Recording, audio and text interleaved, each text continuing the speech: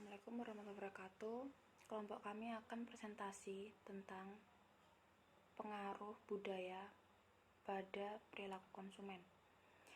Di sini saya akan presentasi tentang definisi budaya.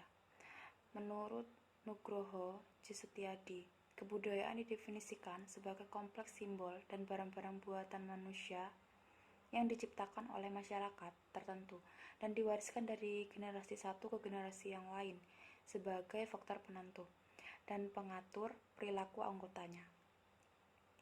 Menurut Wolof, Dorn, dan Reilly, dalam momen dan minor budaya adalah seperangkat pola perilaku yang secara sosial dialirkan secara simbolis melalui bahasa dan cara-cara lain pada anggota dari masyarakat tertentu. Menurut Gerd Hofstede, dalam momen dan minor budaya adalah kumpulan interaktif dari karakteristik umum yang mempengaruhi respon kelompok terhadap lingkungannya. Dan selanjutnya nilai-nilai budaya dan perilaku konsumen. Nilai adalah kepercayaan bersama atau norma kelompok yang telah diserap oleh individu, misalnya nilai kesopanan. Selain itu, nilai adalah ide umum tentang tujuan yang baik dan yang buruk, dari alur norma atau aturan yang menjelaskan tentang yang benar atau yang salah, yang bisa diterima dan yang tidak. Nilai-nilai budaya yang berlaku berbeda di setiap wilayah. Nilai yang berlaku di suatu negara belum tentu berlaku di negara atau bahkan bisa bertolak belakang dari nilai yang berlaku di negara lain tersebut. Budaya mempengaruhi konsumen dalam sudut pandang terhadap dirinya dan orang lain, dan karena mempengaruhinya dalam berperilaku. Oleh karenanya budaya sangat mempengaruhi bagaimana konsumen bereaksi atau berperilaku terhadap produk atau inovasi tertentu. Di sini ada nilai-nilai inti masyarakat terhadap pemasaran produk. Di sini ada dua nilai. Yang pertama nilai kekeluargaan dan nilai saling menghargai. Yang selanjutnya budaya dan produk. Produk juga harus memenuhi harapan tentang norma. Produk dapat menjadi simbol dalam masyarakat untuk menjadi ikon dalam ibadah agama. Budaya merupakan suatu yang perlu dipelajari karena konsumen tidak dilahirkan spontan mengenai nilai atau norma kehidupan sosial mereka, tetapi mereka harus belajar tentang apa yang diterima dari keluarga dan teman-temannya. Beberapa perubahan pemasaran yang dapat mempengaruhi kebudayaan. Yang pertama, tekanan pada kualitas. Yang kedua, peranan wanita yang berubah. Yang ketiga, perubahan kehidupan keluarga. Yang keempat, sikap yang berubah terhadap kerja dan kesenangan. Yang kelima, waktu senggang yang meningkat. Yang keenam, pembelian secara impulsif. Yang ketujuh, hasrat akan kenyamanan. Assalamualaikum warahmatullahi wabarakatuh. Kelompok kami akan presentasi tentang pengaruh budaya pada perilaku konsumen.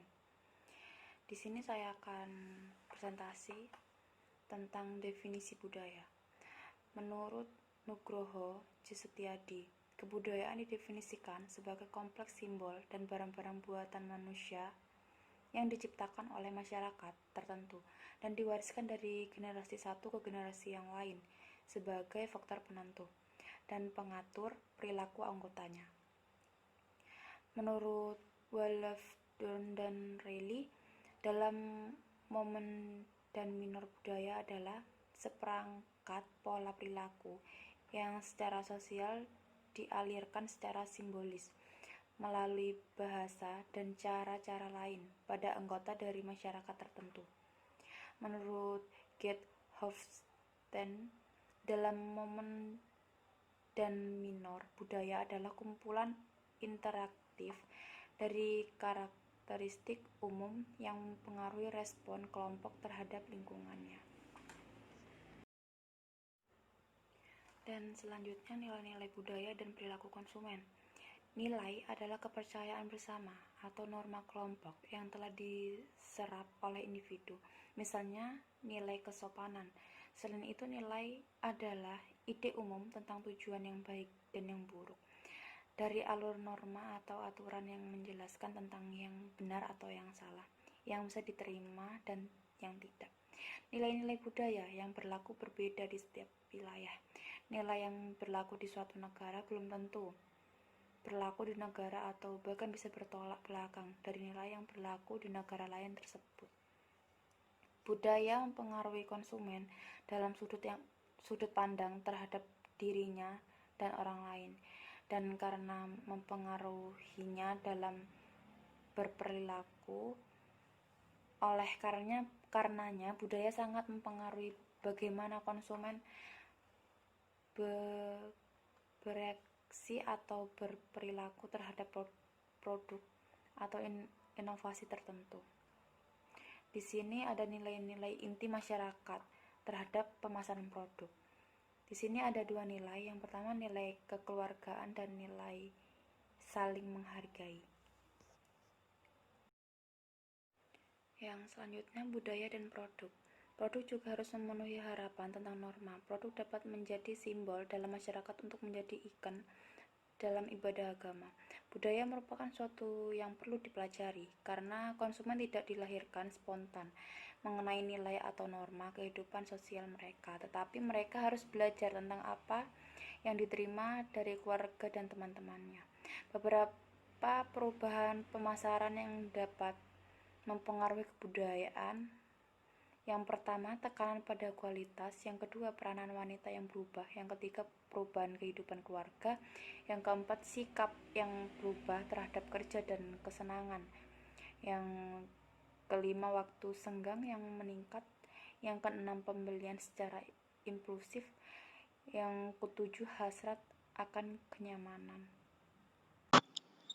Saya akan menjelaskan tentang budaya dan konsumsi. Produk mempunyai fungsi, bentuk, dan arti. Ketika konsumen membeli suatu produk, mereka berharap produk tersebut menjalankan fungsi sesuai harapannya, dan konsumen terus membelinya hanya bila harapan mereka dapat dipenuhi dengan baik. Budaya merupakan sesuatu yang perlu dipelajari karena konsumen tidak dilahirkan spontan mengenai nilai atau norma kehidupan sosial mereka, tetapi mereka harus belajar tentang apa yang diterima dari keluarga dan lingkungannya. Budaya berkembang karena kita hidup bersama orang lain di masyarakat. Hidup dengan orang lain menimbulkan kebutuhan untuk menentukan perilaku apa saja yang dapat diterima semua anggota kelompok. Norma budaya dilandasi oleh nilai-nilai keyakinan dan sikap yang dipegang oleh anggota kelompok masyarakat tertentu. Sistem nilai mempunyai dampak dalam perilaku pembeli. Misalnya, orang yang memperhatikan masalah kesehatan akan membeli makanan yang tidak mengandung bahan yang merugikan kesehatannya. Lalu ada unsur-unsur budaya. Yang pertama yaitu adalah nilai atau value. Kepercayaan atau segala sesuatu yang dianggap penting oleh seseorang atau suatu masyarakat. Kepercayaan bersama atau norma kelompok yang telah diserap oleh individu. Lalu kedua, norma atau norms, yaitu kepercayaan yang dianut dengan konsensus dari suatu kelompok sehubungan dengan kaidah perilaku untuk anggota individual. Lalu yang ketiga, ada kebiasaan atau customs, yaitu berbagai bentuk perilaku dan tindakan yang diterima secara budaya. Kebiasaan diturunkan dari generasi ke generasi secara turun-temurun. Lalu yang keempat adalah larangan atau mores, yaitu berbagai bentuk kebiasaan yang mengandung aspek moral, biasanya berbentuk tindakan yang tidak boleh dilakukan oleh seseorang dalam suatu masyarakat. Lalu yang kelima ada mitos, adalah menggambarkan sebuah cerita atau kepercayaan yang mengandung nilai dan idealisme bagi suatu masyarakat. Lalu yang keenam ada simbol, yaitu segala sesuatu, benda, nama, warna, konsep yang memiliki arti penting lainnya, atau makna budaya yang diinginkan. Unsur-unsur budaya tersebut dapat mempengaruhi pengkonsumsian suatu produk dan jasa. Sebagai salah satu contoh, pada saat panen raya, petani menggelar syukuran tanda keberhasilan dalam berproduksi, sehingga konsumsi terhadap beras, daging, dan sayur-sayuran akan meningkat. Lalu ada pengaruh budaya terhadap perilaku konsumen. Yang pertama, pengaruh budaya terhadap pemaknaan sebuah produk. Budaya menuntun individu dan masyarakat dalam upaya pemenuhan kebutuhan maupun keinginan terhadap barang dan jasa. Tuntunan budaya tersebut dapat berupa nilai atau norma. Lalu yang kedua, pengaruh budaya terhadap pengambilan keputusan individu. Individu dalam mengambil keputusan untuk berkonsumsi tidak dapat dipisahkan dari pengaruh budaya, di antaranya dipengaruhi nilai dan norma. Di dalam masyarakat terdapat ide atau gagasan mengenai apakah suatu pengalaman berharga, tidak berharga, bernilai, tidak bernilai, pantas atau tidak. Inilah yang diartikan sebagai nilai. Lalu yang ketiga ada pengaruh budaya dan yang berupa tradisi. Tradisi adalah aktivitas yang bersifat simbolis yang merupakan serangkaian langkah-langkah atau berbagai perilaku yang muncul dalam rangkaian yang pasti dan terjadi berulang-ulang. Lalu yang terakhir ada pengaruh budaya dapat memuaskan kebutuhan. Budaya yang ada di masyarakat dapat memuaskan kebutuhan masyarakat. Saya akan menjelaskan tentang pengaruh budaya yang tidak disadari. Yang pertama, pengaruh budaya yang dapat dipelajari. Misalnya dengan adanya pengulangan iklan akan dapat membuat nilai suatu produk dan membentuk kepercayaan diri dalam masyarakat.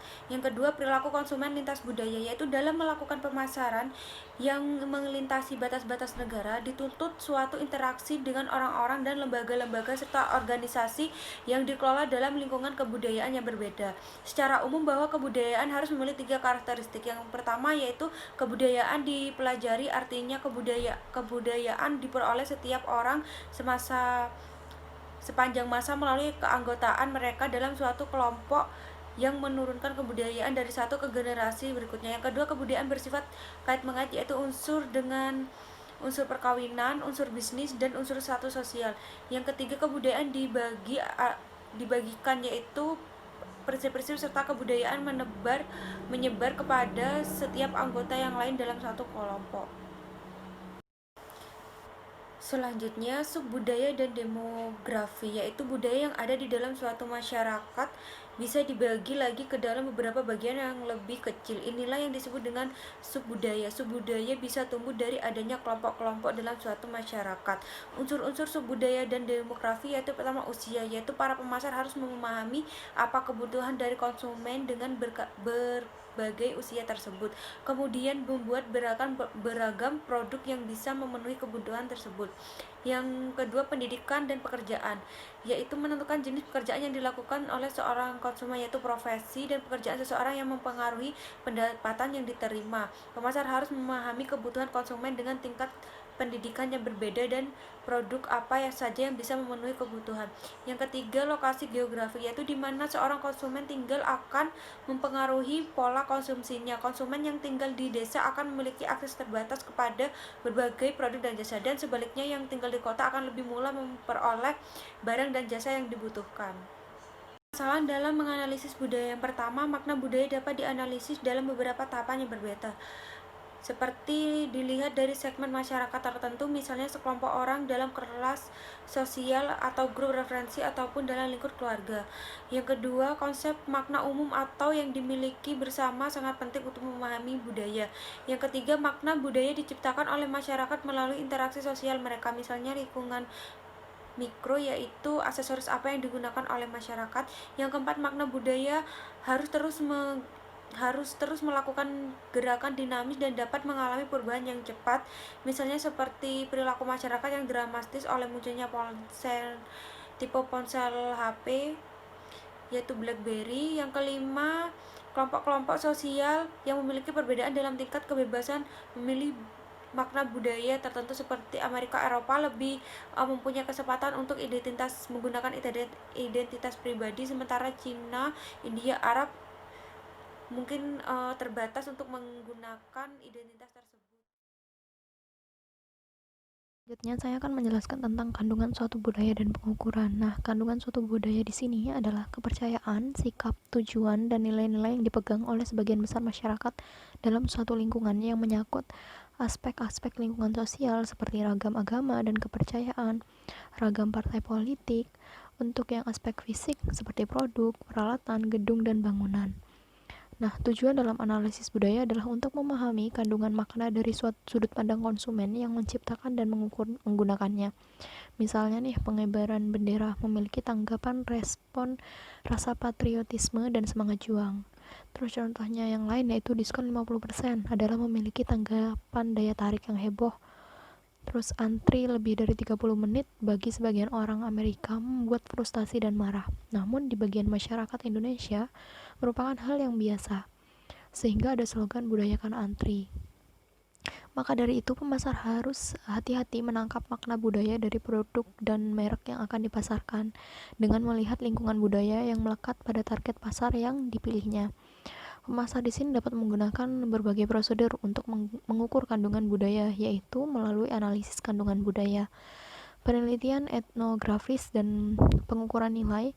Pendekatan yang umum dipakai adalah dengan penelitian konsumen melalui wawancara, survei, telepon, bahkan fokus grup. Analisis kandungan budaya dapat dilakukan dengan mengamati objek material yang ada dalam kelompok sosial. Misalnya seperti komik yang beredar di kalangan anak-anak sering berisi tentang nilai-nilai persahabatan, nilai agama. Bahkan ini dapat diamati selama periode waktu tertentu, seperti perubahan peran wanita yang bekerja dengan puluhan tahun terakhir, sehingga iklan dapat disentuhkan dengan keberadaan mereka. Selanjutnya saya akan menjelaskan tentang implikasi pemasaran dari pengaruh budaya pada perilaku konsumen. Nah, dampak budaya di sini sangatlah natural dan otomatis pengaruhnya terhadap perilaku manusia, seakan seperti terjadi dengan sendirinya. Di Indonesia, ketika seorang anak menggunakan tangan kiri untuk makan atau menerima pemberian orang lain, maka si anak ibu tersebut akan menegur anaknya. Ibu tersebut akan meminta pada anak menggunakan tangan kanan.